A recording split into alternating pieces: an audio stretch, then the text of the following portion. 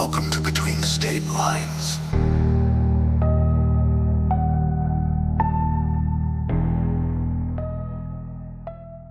Welcome back to Between State Lines. We're on the edge of the apocalypse, and it's already been an awful and terrible year. Um, we had the fires in California, which are freaking insane. Um, yeah, I feel like I feel like we've lived a year in just a week and a half of time. Doesn't it feel like every year's in a competition of like how much can happen in the first week or month? Yes, and then it's also starting to feel like it's 2020 because like the new virus in China, the HMPV or whatever it is that like I mentioned last week, apparently it's spreading a lot more. So I don't Yeah, know if like that's gonna do anything.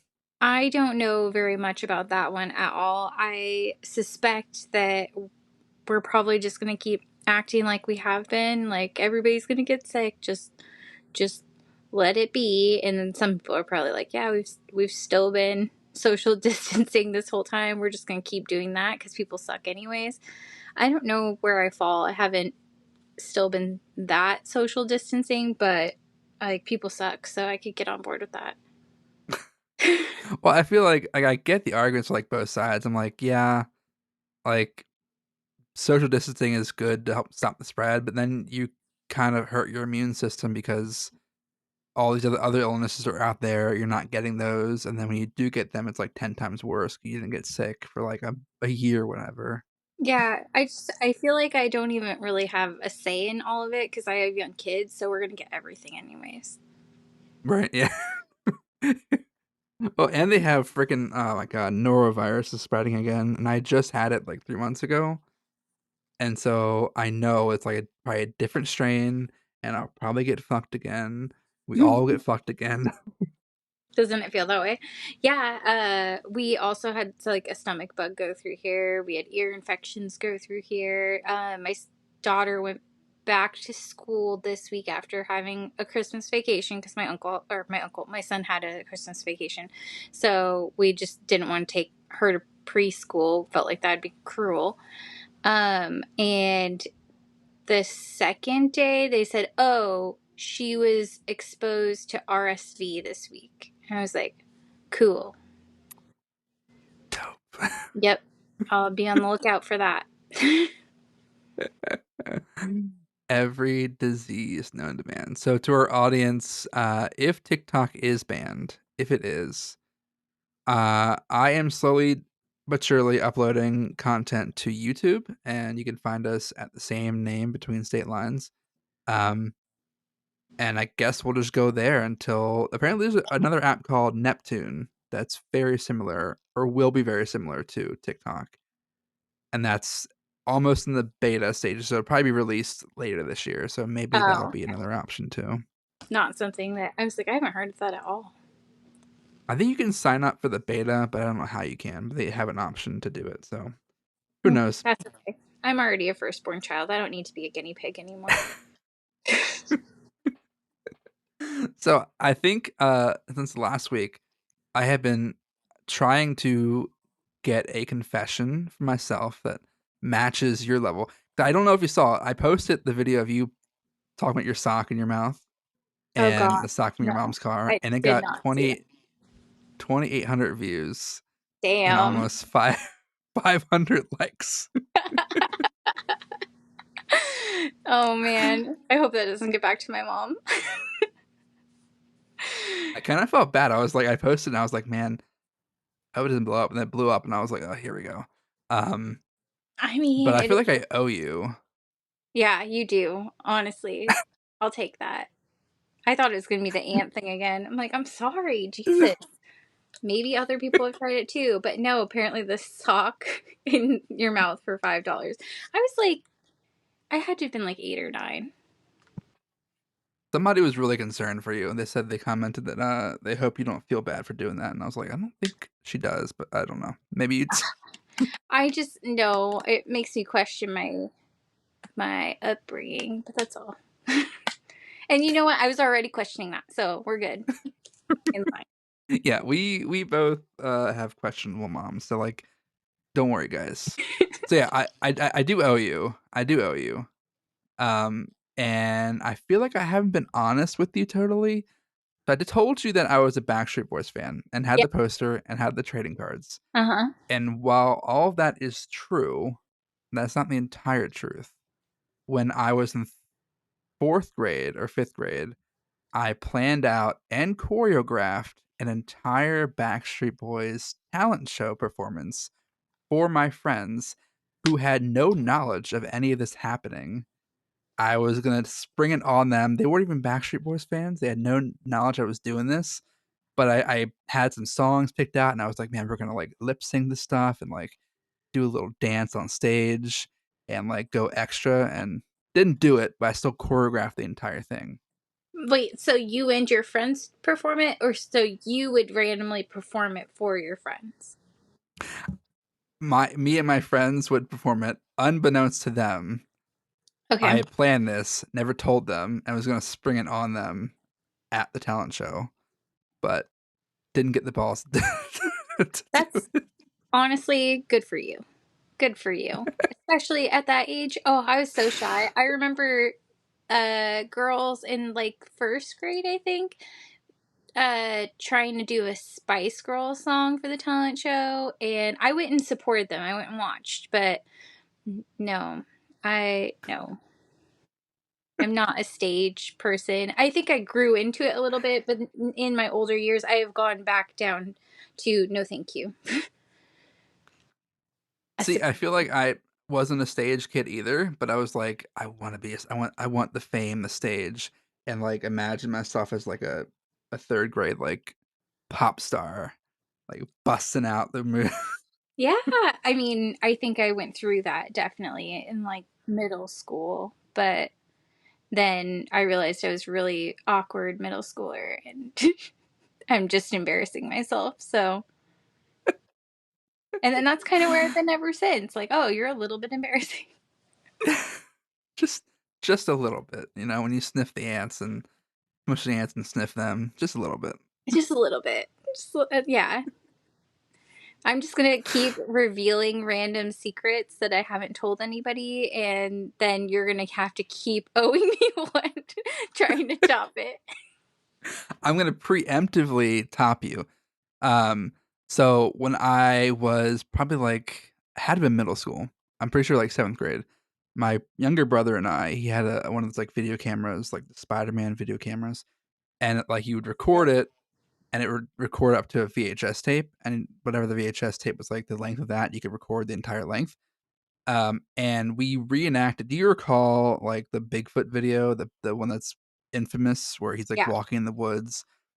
We re we did that. We performed that. I did uh in the backyard with no shirt on and like a chubby little seventh grader walking through the woods behind my house Wait, doing so the you were arm like swing. 11, 12 doing this? I pictured like 6, 7 for sure. Nope. Nope, I was almost a full ass high schooler when But were you particularly hairy? Is that why you thought you could get away with this? I was not. I don't know what possessed me to act like I was Bigfoot, but I did like, and the whole routine was like I would walk back and forth, and I would hide behind a tree, and I would run at the camera as if I was attacking my brother. Wow. That's not even how Bigfoots behave. I should have thrown rocks. I should have thrown Yeah, rocks. like little pebbles. I should have. I should have. I should have. Or I should have stolen pies off of windowsills. Oh, yeah. Nope. You did the the complete opposite of what I've heard any Bigfoot doing, going running at the camera. But I believe And you. I'm pretty sure. Yeah. Can't And wait I'm to see pretty the sure footage. that like my mom's recently sold that camera, and she sold it as like a set on eBay, with like the tripod, the camera, the cords, and the VHS tape. And I'm pretty sure no one erased the VHS tape, so it went off somewhere. Somebody bought this, and they now are gonna have footage a shirtless 12-year-old. Wow.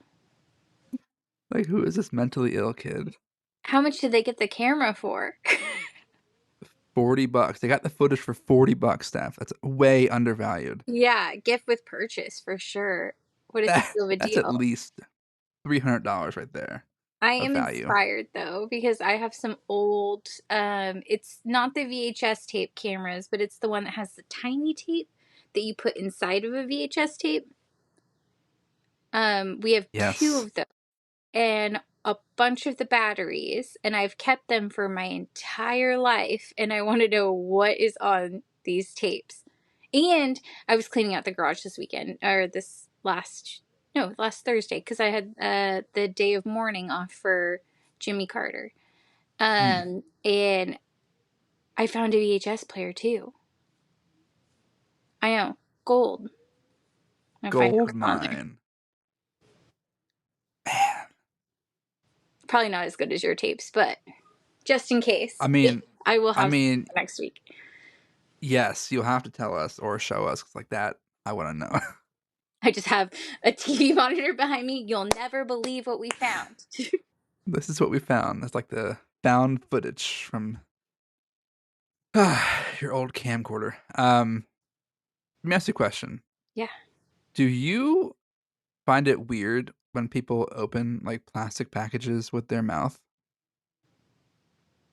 Um, I mean, I guess because I kind of have a dental background, I think that's hurting your teeth, but my mom also does that. So, yeah, a little bit, but I keep it It's inside. it's so weird to me. Someone was doing it this week, and I was like, "Why? Don't you have like hands or Yeah, or scissors. scissors?" Yeah. I think I don't know where my purse is right here. I have like one of those little multi-tools. Actually, I think I have two multi-tools in my purse, so I don't understand that, but my mother does it. So, I hear your cat in the background. yeah, she wants in my room right now, but I told I her speak. to leave me alone. Like I learned how to speak cat on TikTok. Oh, you Um, gonna tell her to leave me alone? you go ma ah, and that's supposed to like have them come to you. But my cat ma ah It's the didn't do opposite of anything. what I said to say, but that's fine. Ma. I feel like these TikTok videos do this shit. Like they're just trolling me. I'll like watch them like act out whatever sounds it is, look like a buffoon, and nothing happens. My cat's like, "What the fuck is wrong with you?" Okay, that's what I'm scared of when I watch a lot of just random things on the internet, especially since the whole pickle in a chocolate chip cookie thing. That was terrible. I Um, don't know why you did that. I had to try it because I was picturing deep fried pickles are good, so I thought maybe it would be along the same line. It's not. It's nowhere near that. It's disgusting. Um, yeah, I don't know. But I did see a video once when my key fob was dying on my Hyundai that I used to have, and you could push the key fob in the ignition and it would still work. And I was like, okay, that's a lie. Internet, you got me. And then I took it to the dealership to get it changed, and they were like, in a pinch, you can do this. And I was like, no way, the internet wasn't lying. And they're like, yeah, that's true. I was like, oh, wow. I really thought the internet was lying. You know, I heard though. I heard that I don't know where I heard this years ago. That if you want to extend, like if you're really far from your car and you haven't locked it, you put it up to your chin and you click it. It like That locks your car extends from that it. far. Yeah, extends like the Well, range. all vehicles. I think Apparently, if you all say all vehicles. vehicles, I'm gonna call BS. But you try it and let me know. I do. I go around. My wife hates it. I'll be like at the front of the grocery store, and the car is like in the back of the lot. And I go, all right, I got it, and like put it in my chin and lock the door, and it works. But she refuses to believe it works, even though I see the car lock, and like I'm not How lying. are you seeing it from there? I'm with her. I don't believe you. I okay. I have. It's like Lies. I'm standing. Lies. No, I'm we have to test it where you're on one side of the lot, I'm with the car, and you're actually doing it from over there. But we need a regulator that gives you the fob when you're all the way over there. I don't know. I don't buy it. I'm with your wife. uh, also, another thing I thought of this week: do you bite your ice cream like a psycho, or do you eat it like just like lick it like a regular person? I think I just look at like a regular person because again, the teeth, like yeah, my teeth are sensitive. I'm pretty sure I don't bite it like a psycho. Yeah, I don't know. I've seen people like my in-laws biting their ice cream. I'm like, what are you doing? Like, what is this? Why? Why? I feel Just like I look can at like picture that, and yeah, it does sound crazy. it's also crazy. I used to work with a guy who would eat for lunch every day. He would eat an entire pack of hot dogs, like a 4-pack sleeve of hot dogs, and he would offer me one every single day. I'd always say no because watching him eat the hot dogs would like give me heartburn just looking at him. A 4 pack? Where do you get a 4 pack of hot dogs?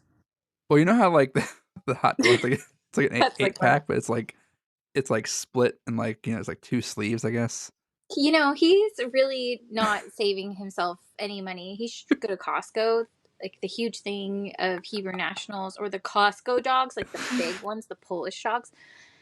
Man, there's some good hot dogs there, and he could save a lot of money, especially with that consumption. he's he's the same guy that told me that 'cause I work at the desk next to him that he was into some weird like sexual shit, but it wasn't like sex. It was like they would cover like him and his group. They would put food all over each other and they would eat it off each other's bodies and like get arousal or something from that. And I was like, and like just I'm on like a phone call. I'm like hearing him say this. I'm like, please stop, please, please no. I don't I want to know. hope I'm never close enough to any of my coworkers that anyone feels that comfortable because I had you're on a call like with you're on a call with a customer and wow. Wow. I wasn't like, We used to joke at the dental office like this is HR. Call HR. Somebody call HR. That was call HR. and the funny thing is, I wasn't even like good friends with him. He was like, we were in the same training class. I knew him for like a month, and like we like revolved seats every like 6 weeks. And so I got the unlucky fortune of sitting next to him, and then bam, all these confessions come out. I'm like, bro, please stop. Yeah. Um if somebody said this to me, I would have nothing that could top that. I don't even think ant sniffing tops that. No, no, and like, but no, it And you tops want everything in a bad way. yeah, well also just the fact that he can speak about that at work that is not safe for work. That that scenario, like even if that was not the case and they're just trying to get a like a rise out of you, yeah, HR, straight to HR. I can't. It's like, yeah, we covered my girlfriend in chocolate syrup this weekend. And I was like, oh my god, here we go. Please No, don't. no. I would like to be. I'm no. I'm not well. Get me out of this conversation. Get me out. Are you so have you been on TikTok lately? I mean, I feel like this trend I'm about to mention is a little older. It's like a month old, but still, have you been on TikTok lately? I mean, a little bit. A little bit. I don't know. I don't know what trend you're talking about. I'm kind of nervous. I won't know So, from the last month.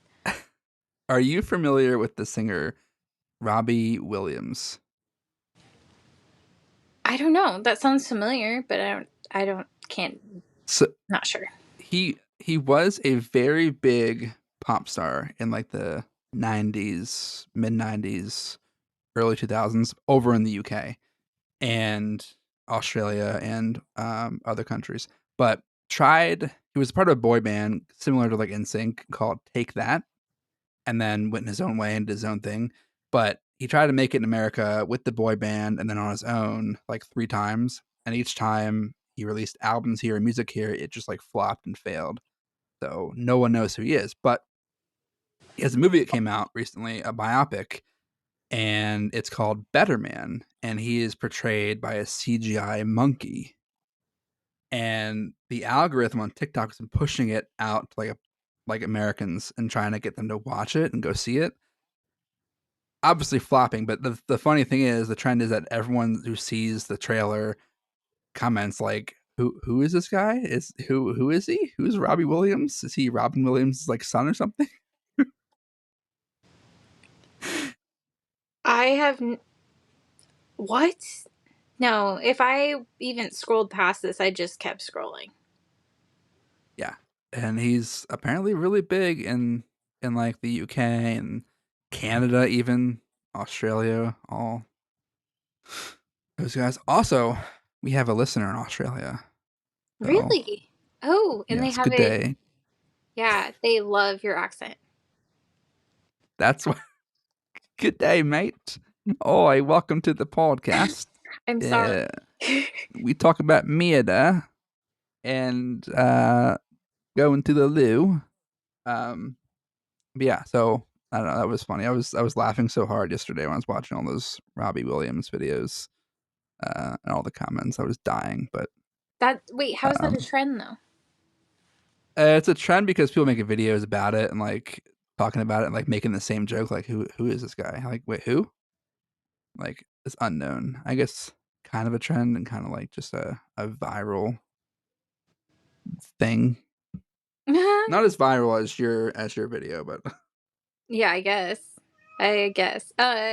Yeah, this says that many viewers laughed and cried while watching the movie, enjoying the funny moments and the memorable soundtrack. And that was the positive. The negative was some viewers found the movie depressing and a waste of time, with one viewer calling it the worst piece of cinema they've ever seen. So, pick your side. somebody commented, I am already whelmed.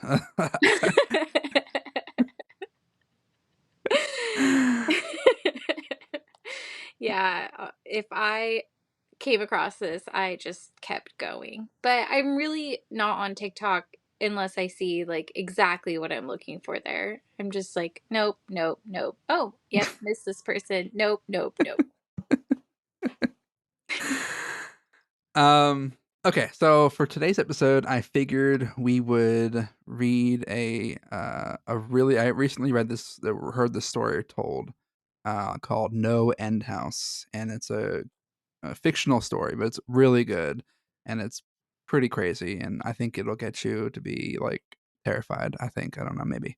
Perfect. But I enjoyed it when I heard it, so I think I will read it to you. It is a little long, so if you're hitting a little bit after the hour mark, we might just do a part 2 next week, but Okay. we'll see where we get. All right, so let's get to the top here. No End House, and I'm sorry I don't have the author audience, so I'll have to tag him later on. But cool. So let me start by saying that Peter Terry was addicted to heroin. We were friends in college and continued to be after I graduated. Notice that I said I. He dropped out after 2 years of barely cutting it. After I moved out of the dorms into a small apartment, I didn't see him as much. We would talk every now and then on AIM, which was king before Facebook years. Also, side note, my AIM screen name back in the day was I Worship Christ. Just Awesome. I had Steph Go Girl and Roxy 1953287 4. Don't know why I remember that. I, I I also had one. It was I meant to put B1 with money, like you're rich. I wasn't rich. I was very poor, but I was like, I'm gonna act like I had money, but it was already taken, so I had to put the letter B and then ONE with money, and I didn't realize it's bone with Yeah. That's okay. money. Oh man. You know, it happens to all of us. It happens to all of Happens us. to all of us. Yeah. Um, Like, and then what was my other one? No, Steph Go Girl was my longest standing. AIM. I think Takes a Road to Go after a Jason Mraz song. Yeah, AIM days. I do miss AIM. I miss AIM a lot. Okay. So there was a period where he wasn't online for about 5 weeks straight. I wasn't worried. He was a pretty notorious flake and drug addict, so I assumed he'd just stopped caring. Then one night I saw him log on. Before I could initiate a conversation, he sent me a message. David, man, we need to talk. That was when he told me about the No End House. It got that name because no one had ever reached the final exit. The rules were pretty simple and cliche. Reach the final room of the building and you win $500. There were 9 rooms in all, and the house was located outside the city, roughly 4 miles from my house. Apparently, Peter had tried and failed. He was a heroin and who knows what else addict. So I figured the drugs got the best of him and he wigged out at a paper ghost or something. He told me it wouldn't be he told me it would be too much for anyone, that it was unnatural. Of course, I didn't believe him. I told him I would check it out the next night, and no matter how hard he tried to convince me otherwise, $500 sounded too good to be true. I had to go, and so I set out the following night. When I arrived, I immediately noticed something strange about the building. Have you ever seen or read something that shouldn't be scary, but for some reason a chill crawls up your spine? I walked toward the building, and the feeling of uneasiness only intensified as I opened the front door. My heart slowed, and I let a relieved sigh leave me as I entered. The room looked like a normal hotel lobby decorated for Halloween. A sign was posted in place of a worker, and it read, Room 1 this way, 8 more to follow. Reach the end, and you win. I chuckled and made my way to the first door. The first area was almost laughable. The decor resembled the Halloween aisle of a Kmart, complete with sheet goats, ghosts, and animatronic zombies that gave a static growl when you passed by. I At the knew you'd have far end was an At the far end was an exit. It was the only door besides the one I entered through. I brushed through the fake spider webs and headed for the second room. I was greeted by fog as I opened the room to door 2. The room definitely upped the ante in terms of tech. Not only was there a fog machine, but a bat hung from the ceiling and flew in a circle. Very scary. They seemed to have a Halloween soundtrack that one would find in a 99-cent store on a loop somewhere in the room. I didn't see a stereo, but I guessed they would have used a PA system. I stepped over a few toy rats that wheeled around and walked with a puffed chest across to the next door. I reached for the doorknob and my heart sank to my knees. I did not want to open that door. A feeling of dread hit me so hard I could barely even think. The logic overtook me after a few terrified moments, and I shook it off and entered the room. Room 3 is where things began to change. On the surface, it looked like a normal room. There was a chair in the middle of the wood paneled floor, and a single lamp in the corner did a poor job of lighting the area, casting a few shadows across the floor and walls. That was the problem. Shadows. Plural. With the exception of the chairs, there were others. I had barely walked in the door, and I was already terrified. It was at that moment I knew something wasn't right. I didn't even think as I automatically tried to open the door I came through, but it was locked from the other side. That set me off. Was someone locking the door as I progressed? There was no way. I would have heard them. Was it a mechanical lock that set automatically? Maybe, but I was too scared to really think. I turned back to the room, and the shadows were gone. The chair shadows remained, but the others were gone. I slowly began to walk. I used to hallucinate when I was a kid, so I wrote off the shadows as a figment of my imagination. I began to feel better as I made it to the halfway point of the room. I looked down as I took my steps, and that's when I saw it. Or rather, didn't see it. My shadow was not there. I didn't have time to scream. I ran as fast as I could to the other door and flung myself without thinking into the room beyond. The fourth room was possibly the most disturbing. As I closed the door, all light seemed to be sucked out and put back into the previous room. I stood there, surrounded by darkness, not able to move. I'm not afraid of the dark, and never have been, but I was absolutely terrified. All sight had left me. I held my hand in front of my face, and if I didn't know what I was doing, I would never have been able to tell. Darkness doesn't describe it. I couldn't hear anything, but it was dead silence. When you're in a soundproof room, you can still hear yourself breathing. You can hear yourself being alive, but I couldn't. I began to stumble forward after a few moments, my rapidly beating heart the only thing I could feel.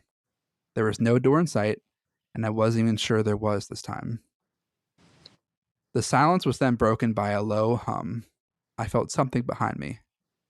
I spun around wildly, but could barely even see my nose. I knew it was there, though. Regardless of how dark it was, I knew something was there. The hum grew louder and closer. It seemed to surround me, but I knew whatever was causing the noise was in front of me, inching closer. I took a step back. I had never felt that kind of fear. I can't really describe true fear. I wasn't even scared I was going to die.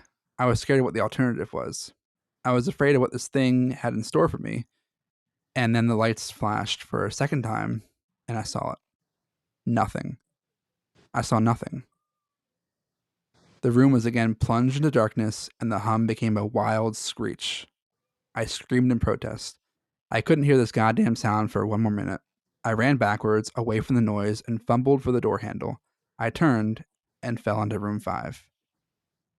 Before I describe room 5 to you, you have to understand something. I am not a drug addict.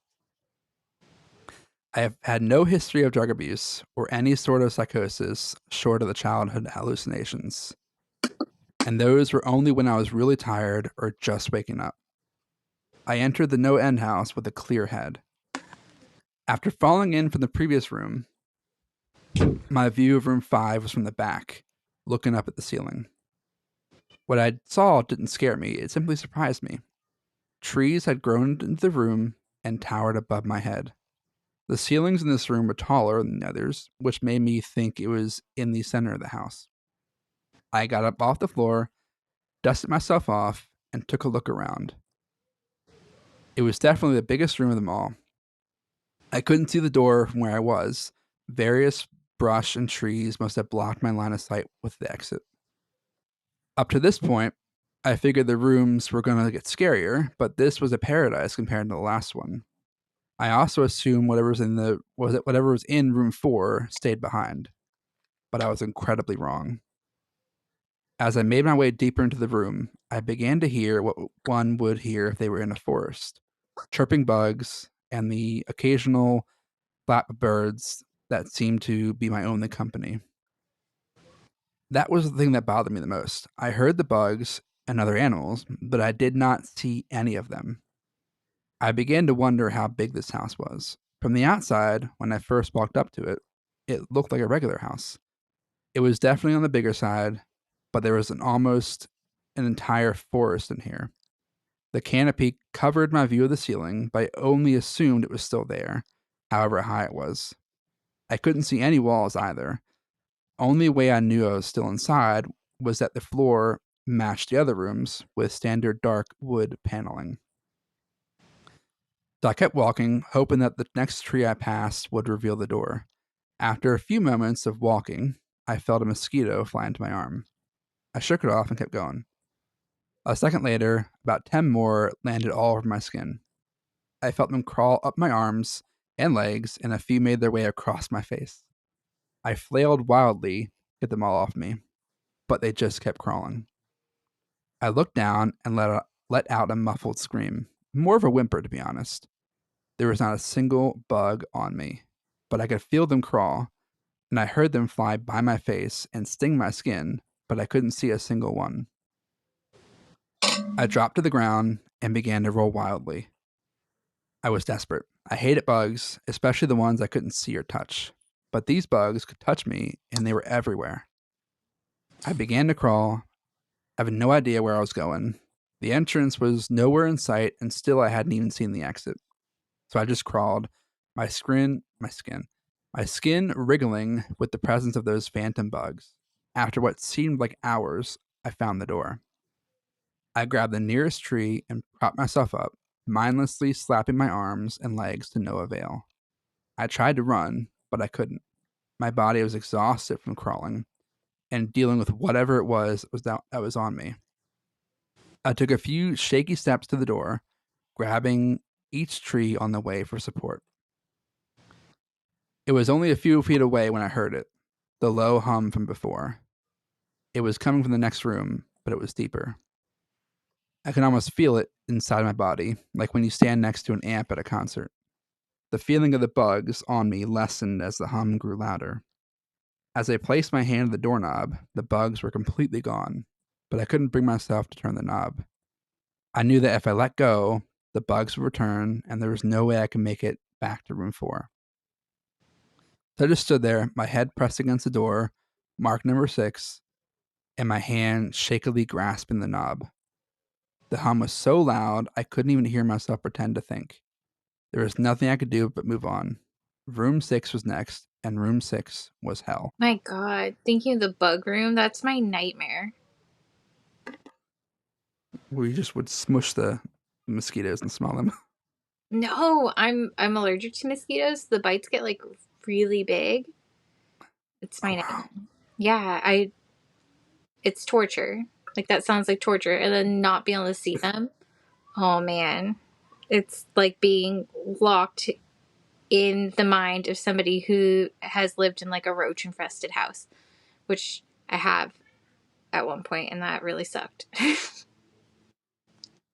See, the bugs don't bother me. What bothers me is the previous room where there's that hum, but you couldn't see anything. Like, I hate that so much. Yeah, it feels like you're being hunted through these rooms. And they're getting progressively worse, so I can see why nobody ever makes it to the end. But then how do you leave if the door locks behind you? Because you just are stuck there forever. What if these like creatures are like previous people who are stuck in there and they are now part of the room? I mean, that makes too much sense. I hate it. I hate it. I have my stress rock. You're stressed. It's just a giant rock that I'm just flipping around going through this because that sounds awful. Especially like what's going on with all the shadow stuff. Like your shadow's just not there, and then it kind of feels like there's some sort of shadow being that's like following you, and I hate it. And there were other shadows. Oh god, no, thank you. Mm-mm. Yeah, it's an All ass. right, on to room 6. I closed the door behind me, my eyes held shut and my ears ringing. The hum was surrounding me. As the door clicked into place, the hum suddenly disappeared. I opened my eyes in surprise, and the door I had shut was gone, and it was just a wall now. I looked around in shock. The room was identical to room 3, the same chair and lamp, but with the correct amount of shadows this time. The only real difference was that there was no exit door, and the one I came through was gone. As I said before, I had no previous issues in terms of mental instability, but at that moment, I fell into what I now know was insanity. I didn't scream, didn't make a sound. At first, I scratched softly. The wall was tough, but I knew the door was there somewhere. I just knew it was.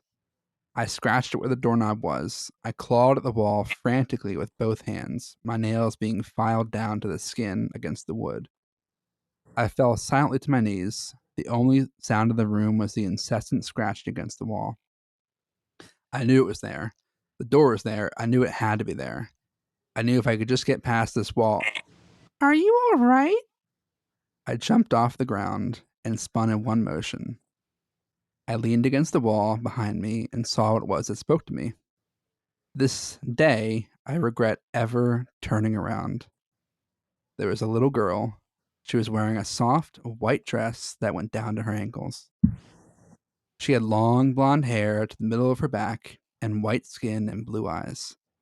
She was the most frightening thing I'd ever seen, and I know that nothing in my life will ever be as unnerving as what I saw in her. While looking at her, I saw something else. Where she stood, I saw what looked like a man's body, only larger and covered in hair. He was naked from head to toe, but his head was not human and his toes were hooves. It wasn't the devil, but at that moment, it might as well have been. The form had the head of a ram and the snout of a wolf. It was horrifying, and it was synonymous with the little girl in front of me. They were there in the same form. I really can't describe it, but I saw them there at the same time. They shared the same spot in that room, but it was like looking at two separate dimensions. When I saw the girl, I saw the form, and when I saw the form, I saw the girl. I couldn't I couldn't speak. I could barely even see. My mind was revolting against what it was attempting to process. I had been scared before in my life, and I had never been more scared than when I was trapped in the fourth room. But that was before room 6. I just stood there, staring at whatever it was that spoke to me. There was no exit. I was trapped here with it. And then it spoke again. David, you should have listened. When it spoke, I heard the words of the little girl, but the other form spoke through my mind in a voice I won't attempt to describe.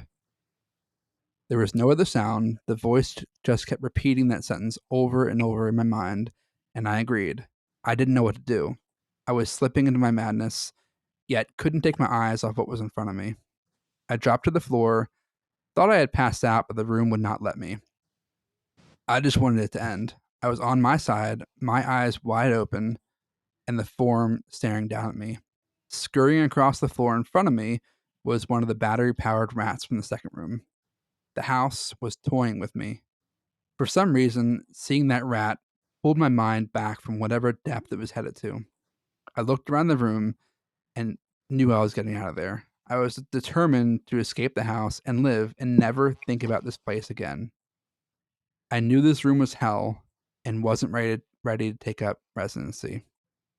At first, it was just my eyes that moved. I searched the walls for any kind of opening. The room wasn't that big, so it didn't take long to soak up the entire layout. The demon still taunted me, the voice growing louder as the form stayed rooted where it stood. I placed my hand on the floor, lifted myself up to all fours, and turned to scan the wall behind me. Then I saw something I couldn't believe. The form was now right at my back, whispering into my mind how I shouldn't have come here. I felt its breath on the back of my neck, but I refused to turn around. A large rectangle was scratched into the wood with a small dent chipped away in the center of it. Right in front of my eyes, I saw the large 7 I had mindlessly etched into the wall. I knew what it was. Room 7 was just beyond that wall, where room 5 was moments ago. I don't know how I had done it. Maybe it was just my state of mind at the time, but I had created the door. I knew I had.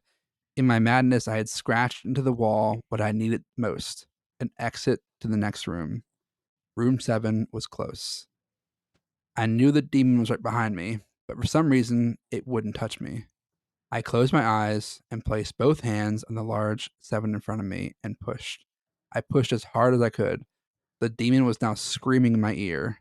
It told me I was never leaving. It told me that this was the end and but I wasn't going to die. I was going to live there in room 6 with the demon. I wasn't. I pushed and screamed at the top of my lungs. I knew I was going to push through the wall eventually. I clenched my eyes shut and screamed, and the demon was gone. I was left in silence. I turned around slowly and was greeted by the room I turned around slowly and was greeted by the room as it was when I entered. Just a chair and a lamp. I couldn't believe it, but didn't have time to waste. I turned back to the 7 and jumped slightly. What I saw was a door. It wasn't the one I had scratched in, but a regular door with a large 7 on it. My whole body was shaking. It took me a while to turn the knob. I just stood there for a while, staring at the door. I couldn't stay in room 6. I knew I couldn't. But if this was only room 6, I couldn't imagine what room 7 had in store. I must have stood there for an hour just staring at the 7. Finally, with a deep breath, I twisted the knob and opened the room to door 7. I stumbled through the door, mentally exhausted and physically weak. The door behind me closed, and I realized where I was. I was outside. Not outside like room 5, but actually outside. My eyes stung, and I wanted to cry. I fell to my knees and tried, but I couldn't. I was finally out of the hell. I knew I didn't even care about the prize that I was promised. I turned and saw the door I just went through was the entrance. So I walked to my car and drove home, thinking of how nice a shower sounded. As I pulled up to my house, I felt uneasy.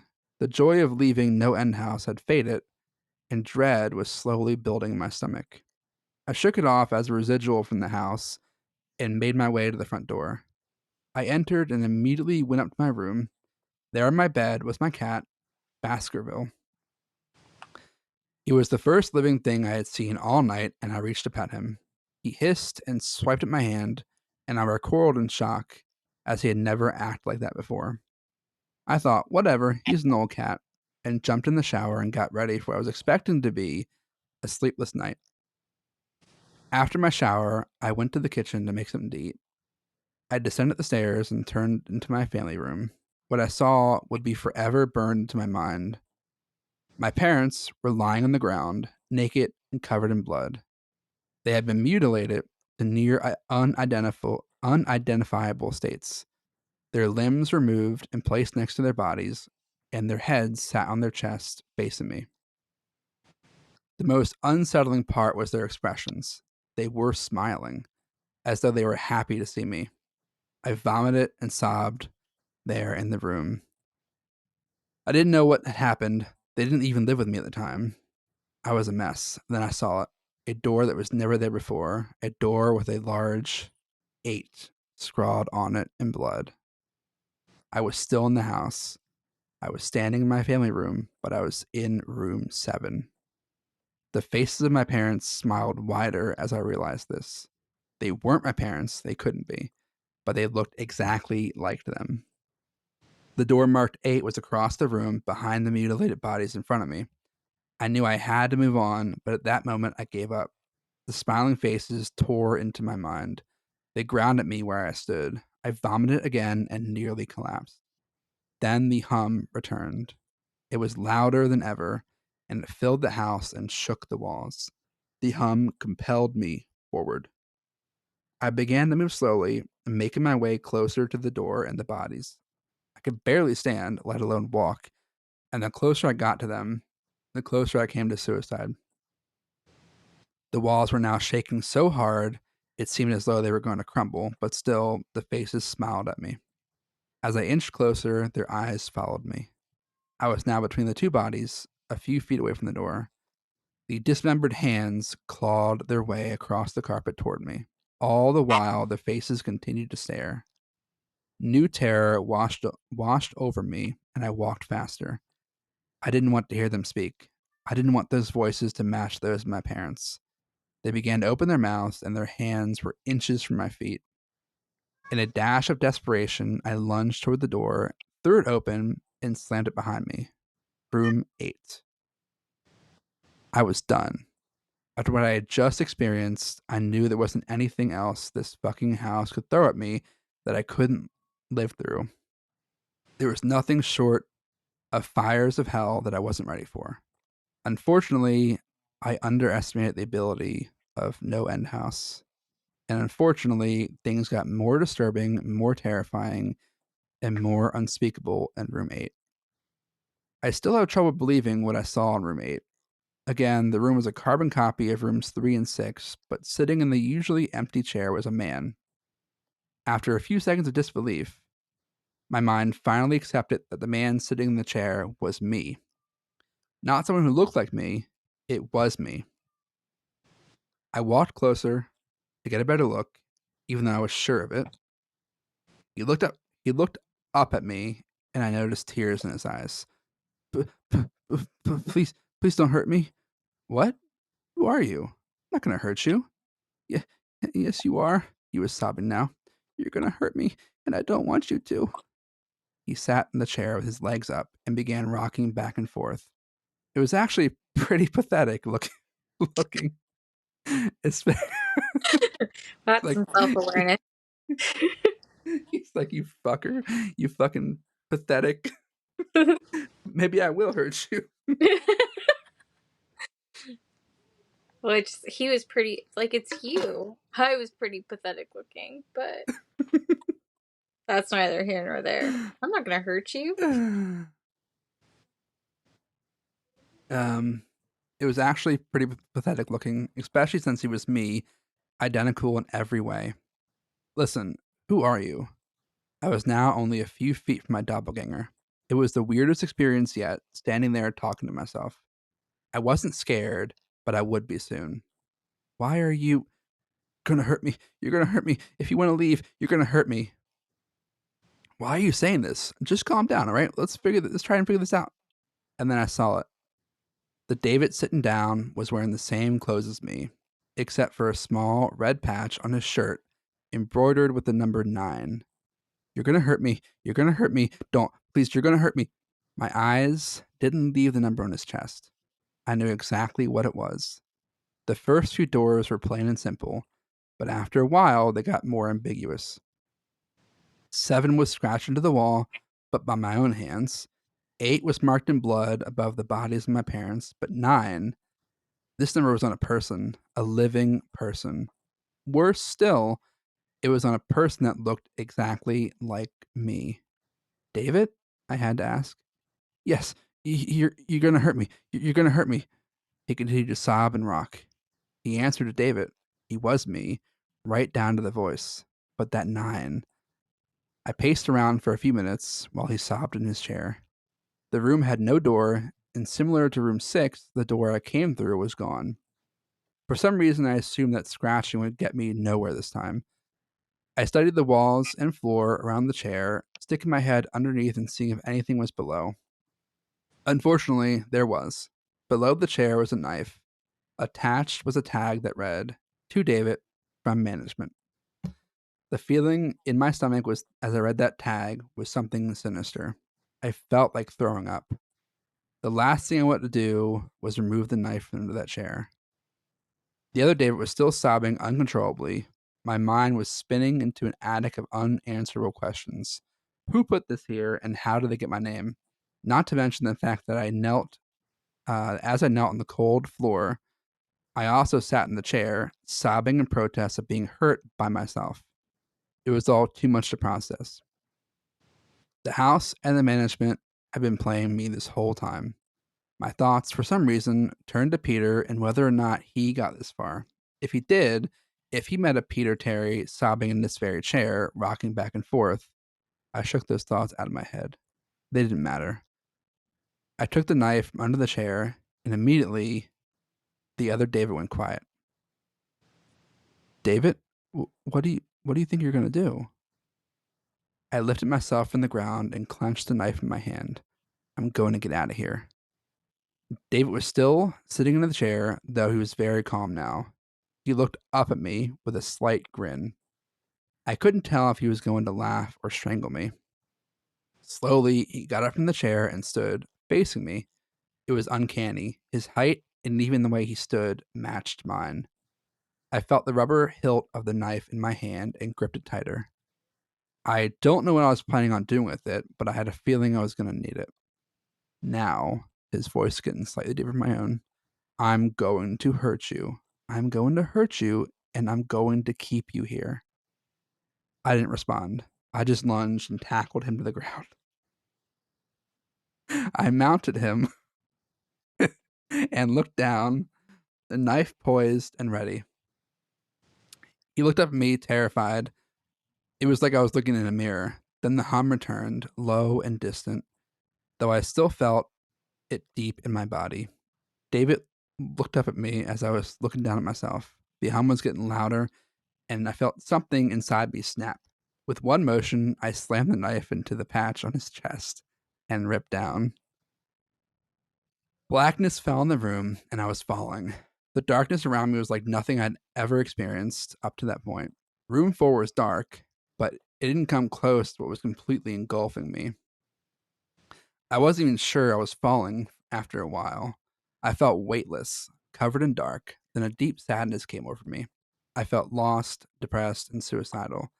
The sight of my parents entered my mind, and I knew it wasn't real, but I had seen it, and the mind has trouble differentiating between what is real and what isn't. The sadness only deepened. I was in room 9 for what seemed like days, the final room, and that's exactly what it was. The end. No end house had an end, and I had reached it. At that moment, I gave up. I knew I would be in that in between state forever, accompanied by nothing but darkness. Not even the hum was there to keep me sane. I had lost all senses. I couldn't feel myself. I couldn't hear anything. Sight was completely useless here. I searched for a taste in my mouth and found nothing. I felt disembodied and completely lost. I knew where I was. This was hell. Room 9 was hell. Then it happened. A light. One of those stereotypical lights at the end of the tunnel. I felt ground beneath me, and I was standing. After a moment or two of gathering my thoughts and senses, I slowly walked toward the light. As I approached the light, it took form. It was a vertical slit down the side of an unmarked door. I slowly walked to the door and found myself back where I started, the lobby of No End House. It was exactly how I left it, still empty, still decorated with childish Halloween decorations. After everything that happened that night, I was still wary of where I was. After a few moments of normalcy, I looked around the place, trying to find something different. On the desk was a plain white envelope with my name written on it. Immensely curious, yet still cautious, I mustered up the courage to open the envelope. Inside was a letter, again handwritten. David Williams, congratulations. You have made it to the end of No End House. Please accept this prize as a token of your great achievement. Yours forever, management. With the letter were 5 $100 bills. I couldn't stop laughing. I laughed for what seemed like hours. I laughed as I walked out of the house and to my car, and laughed as I drove home.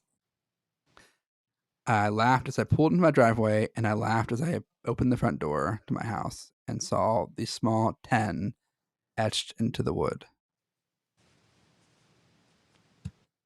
That's it? That's it. Well, there's two other sequels to it, but they don't have this same character. I don't think so. Jesus. Do you think he's out of the house, or do you think he is back in room I 10 mean, now? he made it as far as he needed to for the prize, but that wasn't saying it's the end. It's still the no end house. So, yeah, I think he's still in it. And, I hope you learned something here. Because the whole time that they're introducing what this thing is, I'm like, yeah, Holden would do this. 100%, I would. I would do it. I would do it 100%. Yeah, no regrets. I would. No regrets. I would get out of it. I'd beat the room, beat the house. It doesn't sound like you beat the house though. There's no end. And after seeing 8, no, there's so many different things that sucked about the whole thing. But also really love how this story just starts with like his friend's a heroin addict. What an interesting beginning. It like has no context. Like it doesn't need to be there, but like, yeah, my friend's a heroin addict, and I'm not mentally ill. My friend though is an addict. Yeah, you have to like say that over and over again to yourself. I'm not mentally ill, so that's totally fine that I go to this place. I don't believe in all this stuff because I'm not mentally ill. You'd have to be mentally ill to believe all this stuff. And then it's just like a giant acid trip the whole time. Yeah, I don't know. Like the way that it messes with your mind and it feels like there's like multiple dimensions stacked in multiple rooms. I don't know. That's wild. I would hate that. I wouldn't do it to begin with, but I guess. And man, only $500, and it feels like they're going through so many of the scenarios that you've come up with. I'm amazed that they didn't say, and you get into one room and it's just really tiny and you're basically in like a small tomb. And you gotta dig your way out. Yeah, basically. Like, I don't know. That was wild. Like the bugs in the one, and had to stab himself essentially to get through to room 9, like the limbs of his parents. Yeah. The It's crazy. Like he thought that room 9 was crazy with his or was it 8, whatever it was. Um, with no room 8 was his parents, right? Or was it 7 was his parents? Yeah, I think that 8 was his parents. Room 9 is where he had to stab himself. That's right. Okay. Yeah, because Yeah. the See, 9 I like how he was like room 9. It's like I like this is the creepiest thing I've ever seen. Like, dude, you just saw your parents disemboweled, well, you're not headless. supposed to see your doppelganger, but yeah, in like, what is that? What's that movie from like the 90s where it, Back to the Future. no, with the hand. Oh, the Adams Family. I think I'm thinking of Idle Hands. I've never seen. Oh, it's a weird one. It's a weird one. It's good though. It's is there a hand crawling? Okay, is it as weird as Tommy? It's weird in a different way. Do I need to be under the influence of something to watch? You should always. I'm You gonna should- say always is the answer. So yes.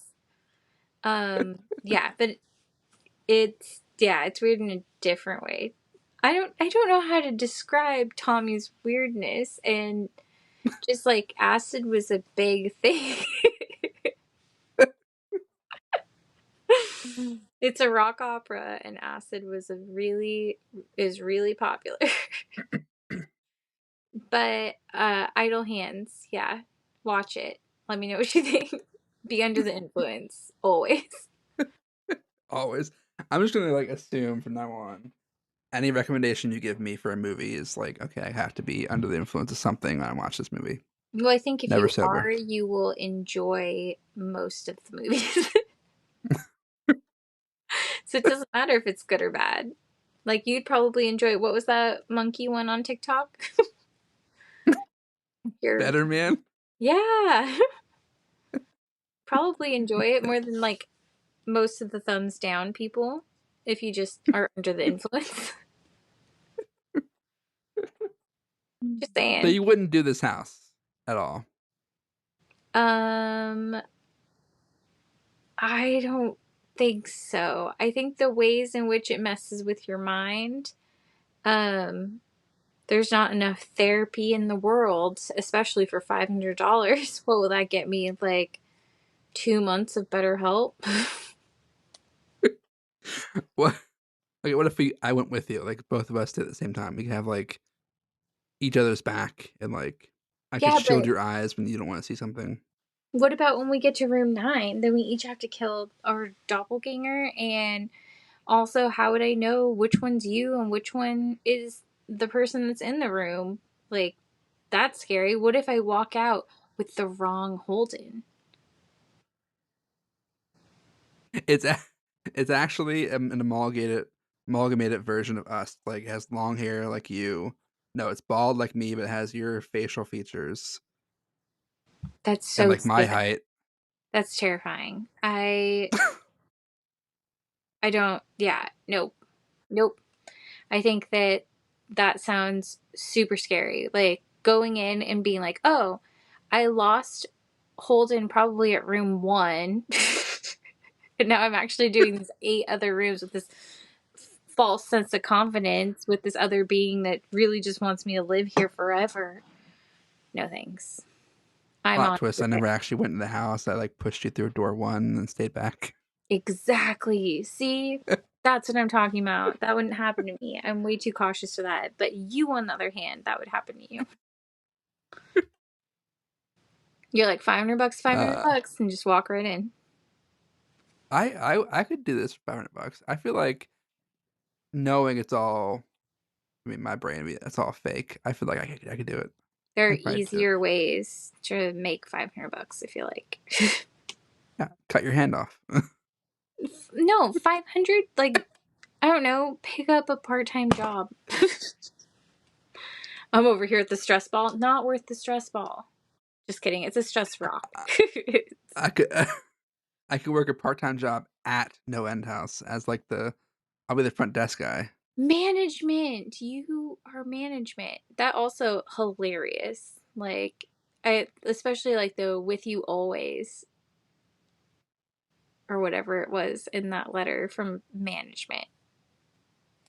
And then he just laughs and laughs and laughs. But Oh, like, yours forever. Yeah.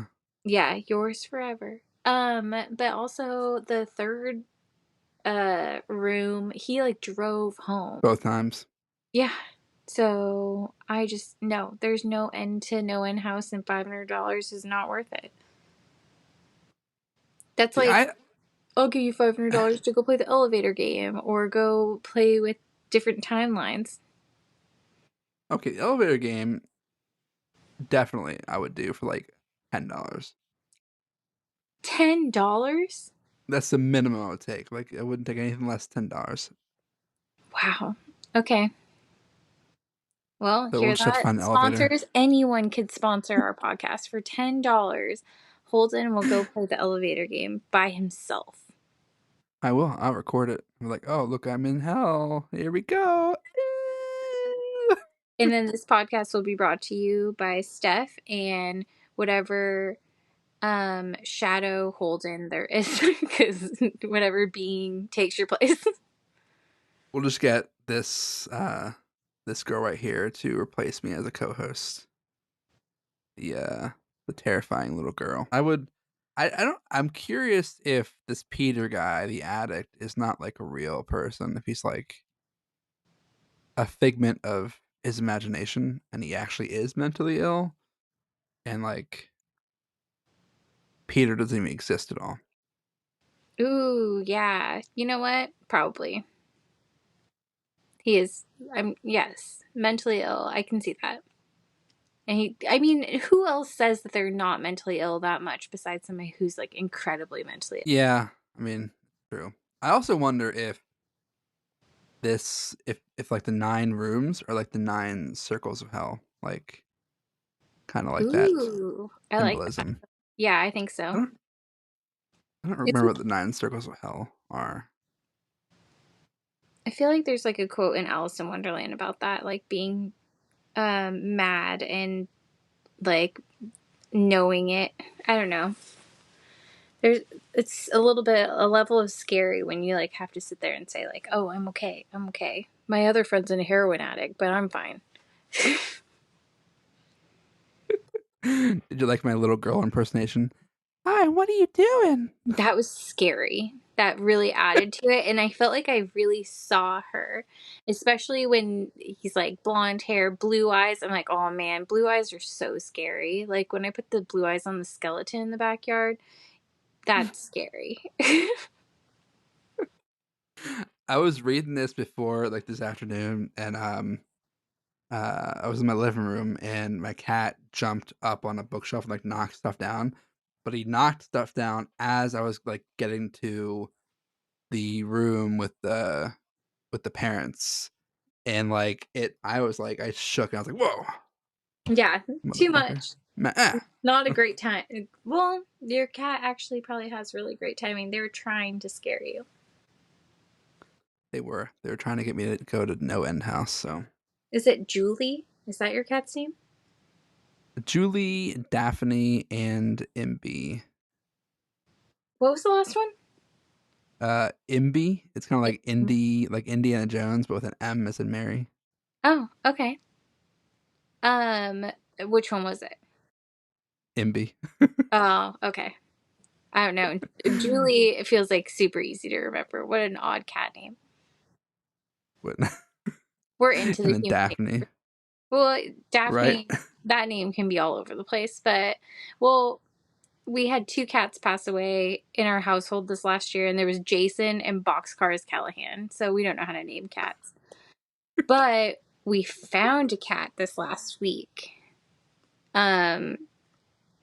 I think it's a girl. We don't really know yet.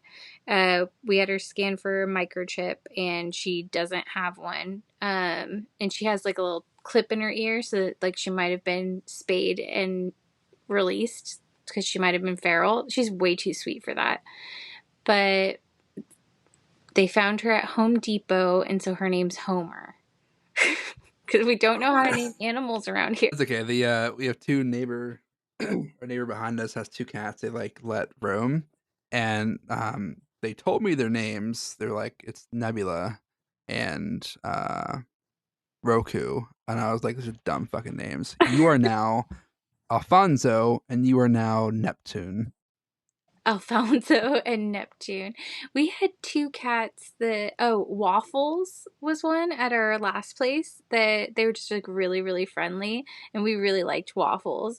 And then there was Apollo, but Apollo didn't have his name on his collar, it just had pineapples on it, so I just called him Pineapple for a really long time. And then they were like, it's Apollo, and I was like Apollo, oh no. I was obsessed with him when I was a kid. The He speed was skater. pretty good. Right? I loved Apollo. No. Yeah, he was on the news with his workout routine and like having somebody pat your abs. And so my sister would do that and go, it's Paulo. Oh no, it's Paulo. Is he native or is he Hawaiian? I have no idea. I just know that he was really cute when I was like 8. Is it really that long ago? Like 98, sound right? Yeah. He was born in 82. So let me see when he first competed. Thank you, Wikipedia. Yeah, 02 was his first Salt Wow. Lake City. Yeah, so that would have been, you've been at 12. I think No, you're in 92? no, sorry. 2002. Japanese American. Oh, okay. So he's Japanese. I was not even close with the Hawaiian or native. Yeah, I don't know. I just knew that I had a giant crush on him when I was like 12. It felt like I was younger than that though, but okay. I'll accept it. You know who I had a big crush on up until like recently? Betty Who? White. No way. I see. She could get it even when she was 100. She could get anything she wanted.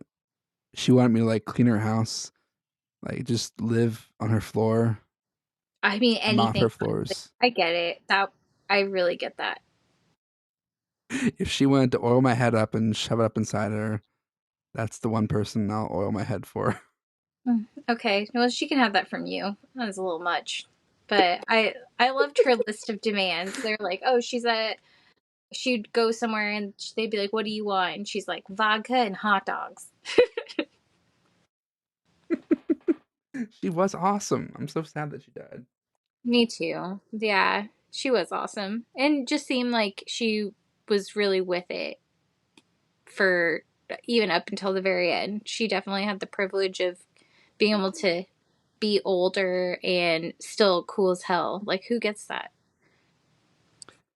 Yeah, she was the last. I also watched a lot of Golden Girls when I was growing up, so I mean, it probably fueled my just sweet old lady. Yeah, my grandpa hated the Golden Girls, but I liked them. Every time it was on TV, he's like, why is this on my TV? I'm sorry, Grandpa. Didn't know you hated it that much. Like, he watched some pretty crappy shows, so I didn't see what was wrong with the Golden Girls. Well, thank you everyone for sticking around and hearing me utter complete nonsense about Betty White. And yeah, let us know what you think about the story. If you liked it, if you hated it, if it scared you, if you would do no end house. And then we will see you guys next week. Bye.